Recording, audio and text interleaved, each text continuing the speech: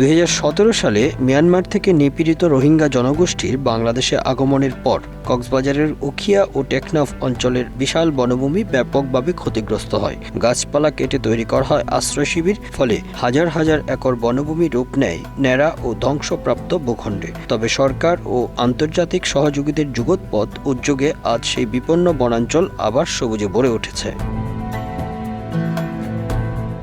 বাংলাদেশ বন বিভাগের টেকসই বন ও জীবিকা সুফল প্রকল্পের অধীনে কক্সবাজারের দক্ষিণ বন বিভাগের উখিয়া রেঞ্জের থাইয়ংখালী বনবিট এলাকায় 2020-21 অর্থবছরে শুরু হয় পুনরায় বনায়ন কার্যক্রম।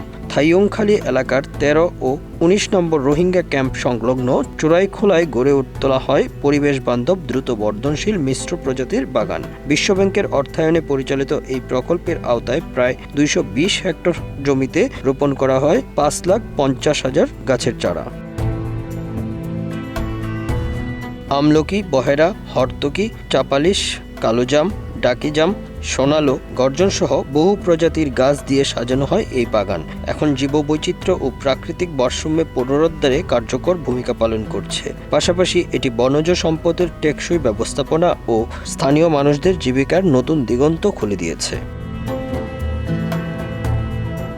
সাবেক উখিয়া রেঞ্জ কর্মকর্তা মোহাম্মদ গাজী শফিউল আলম বলেন, সুফল প্রকল্প শুধু বৃক্ষরোপণ নয়, এটি জীববৈচিত্র্য, পরিবেশ ও মানুষের জীবনের পুনর্জাগরণ।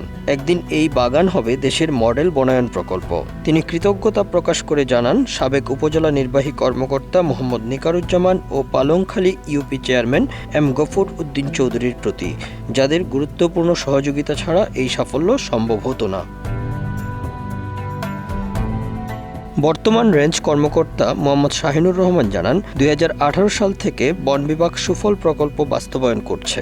এতে পরিবেশ সংরক্ষণ যেমন হচ্ছে, তেমনি স্থানীয়দের জন্য বিকল্প কর্মসংস্থানও সৃষ্টি হয়েছে। বন ও জীবিকার মধ্যে ভারসাম্য আনার ক্ষেত্রে প্রকল্পটি দৃষ্টান্ত।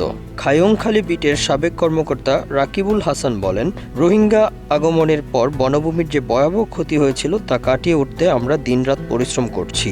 এখন সেই শ্রমের ফল দেখতে পাচ্ছি। বর্তমান বিট কর্মকর্তা বিকাশ দাস বলেন, এই বাগান গড়ে তোলার পেছনে রয়েছে সাবেক কর্মকর্তাদের অবদান। আমরা শুধু পাহারাদার ছিলাম। রোহিঙ্গা ক্যাম্প সংলগ্ন এলাকায় গাছ রক্ষায় বিশাল চ্যালেঞ্জ হয়ে দাঁড়িয়েছিল, তবে তা সফলভাবে মোকাবেলা করতে পেরেছে বন বিভাগ।